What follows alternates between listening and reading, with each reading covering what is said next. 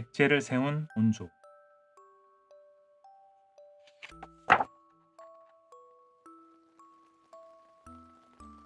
백제를 세운 온조왕의 이야기다. 그의 아버지 주몽은 동부여에서 자신을 시기하는 무리를 피해 졸본 부여로 갔다. 졸본 부여의 왕은 주몽을 아주 반갑게 맞이했다. 이 사람은 예사로운 인물이 아니로구나. 이렇게 생각한 졸본 부여의 왕은 주몽을 사위로 삼아야겠다고 마음먹었다. 졸본 부여의 왕에게는 딸만 셋이 있었다. 왕은 딸들 가운데 둘째 딸을 주몽과 혼인시켰다. 그리고 얼마 지나지 않아 졸본 부여의 왕이 그만 세상을 떠나고 말았다. 그러자 둘째 사위인 주몽이 그 뒤를 이어 졸본 부여의 왕이 되었다. 그 뒤 주몽은 졸본 부여를 깃틀로 삼아 고구려라는 나라를 세웠다. 시간이 흐르고 주몽은 두 아이의 아버지가 되었다. 큰아들은 비류이고 둘째 아들은 온조였다. 형제는 사이좋게 지내며 무럭무럭 자랐다. 그러던 어느 날이었다. 유리라는 청년이 주몽을 찾아왔다. 주몽이 동부여를 떠나올 때 그에게는 아내가 있었다. 그때 아내는 아기를 가지고 있었는데 그 아이가 태어나 씩씩한 청년이 되어 아버지를 찾아온 것이다. 오, 네가 정말 내 아들이란 말이냐? 주몽은 유리를 반갑게 맞아주었다. 주몽의 맏아들 유리는 사람됨도 여느 사람들과는 달랐다. 그래서 주몽은 유리를 자신의 뒤를 이을 태자로 삼았다. 일이 이렇게 되자 비류와 온조는 크게 실망했다. 유리가 나타나기 전에는 당연히 자신들이 왕위를 잇게 될 것이라고 믿고 있었기 때문이다. 게다가 유리에게 쫓겨나지 않을까 몹시 걱정이 되었다. 장차 유리 형님이 왕이 되면 우릴 구박하지 않을까? 틀림없이 우리를 미워할 거예요. 형님, 어떻게 하면 좋을까요? 비류와 온조는 머리를 맞대고 의논해 보았다. 하지만 방법이 쉽게 떠오르지 않았다. 그러던 중 아버지 주몽이 세상을 뜨고 말았다. 비류와 온조는 눈앞이 캄캄했다. 아무래도 이 나라를 떠나는 게 좋겠어요. 그래, 우리 남쪽으로 가자. 마침내 비류와 온조는 자신들을 따르는 신하 10명을 이끌고 남쪽으로 떠났다. 이들이 떠나가자 수많은 백성들이 그 뒤를 따랐다. 그들이 산을 넘고 물을 건너 도착한 곳은 한 산이었다.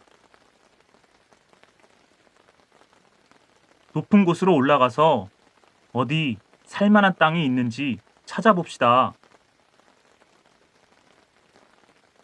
비류와 온조는 여러 무리들과 함께 부하하게 올라가 산 아래를 살펴보았다. 비류가 바닷가에 사는 것이 좋겠다고 하자 한 신하가 말했다. 이곳 하남이 어떻게 싸웁니까?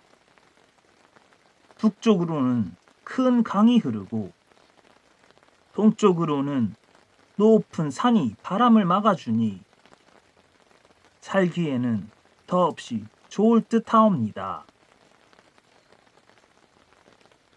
그러자 다른 신하들도 고개를 끄덕이며 한마디씩 거들었다. 어디 그뿐이옵니까?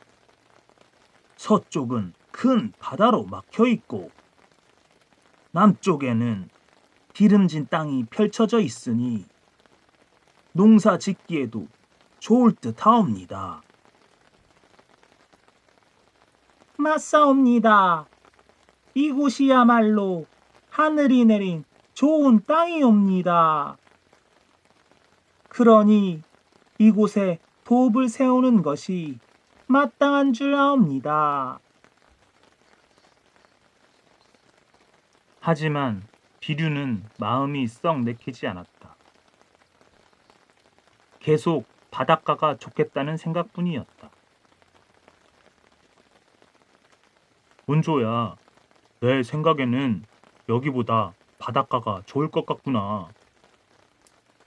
넓은 바다 가까이 살면 백성들의 마음도 넉넉해지지 않겠니? 형님, 우선 이곳에 자리를 잡고 나서 나중에 땅을 넓힐 수도 있지 않습니까?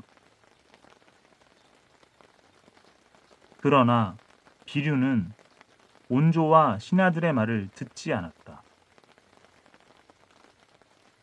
온조야, 정녕 이곳을 원한다면 너는 여기 남거라. 나는 바다가 있는 곳에 자리를 잡겠다. 동생 온조가 말렸지만 비류는 결국 자신을 따르는 백성들과 함께 다시 길을 떠나고야 말았다. 형 비류를 떠나보내고 온조는 신하들의 도움을 받아 하남 위례성에 나라를 세웠다. 그리고 나라 이름을 십제라고 정했다. 이때가 기원전 18년이다. 한편 비류와 그를 따르던 백성들은 미추홀이라는 곳에 도착했다. 그곳에는 비류가 원했던 것처럼 파란 바다가 끝없이 펼쳐져 있었다. 야, 이제부터 바다를 보면서 살 수 있겠네. 드넓은 바다를 보니까 걱정이 모두 사라지는 것 같아. 미추홀에 도착한 백성들은 매우 만족스러워했다. 그러나 그들의 즐거운 마음은 그리 오래가지 못했다. 곧이어 여러 가지 어려움이 생겼기 때문이다.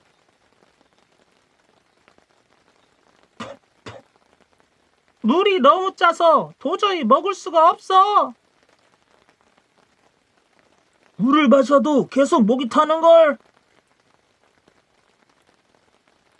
여기저기서 백성들의 불만이 터져나오기 시작했다. 땅이 너무 축축해서 뿌리가 다 썩어버렸어요.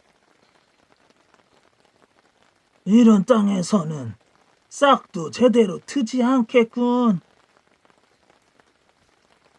잔뜩 부푼 가슴으로 농사를 지으려고 했던 백성들은 그만 울상이 되어버렸다.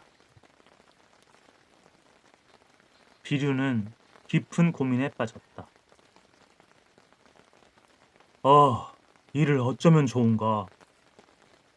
바람이 너무 세고 물도 짜서 사람이 살기에 적당하지 않으니. 비류는 잠도 자지 않고 좋은 방법을 궁리했다. 자신을 따르는 백성들이 어렵게 살아가고 있다는 생각에 마음이 아파 견딜 수가 없었다. 며칠 동안 고민하던 비류는 온조가 있는 유래성으로 가보았다. 그곳은 이미 안정되었고 백성들은 아주 평화로워 보였다. 형이 되어가지고 동생 볼 면목이 없구나. 비류는 너무나 후회스럽고 부끄러웠다. 결국 마음의 병을 얻은 비류는 시름시름 앓다가 이내 세상을 뜨고 말았다. 비류가 세상을 떠나자 그를 따르던 신하들과 백성들은 모두 온조가 다스리고 있는 유래성으로 옮겨갔다.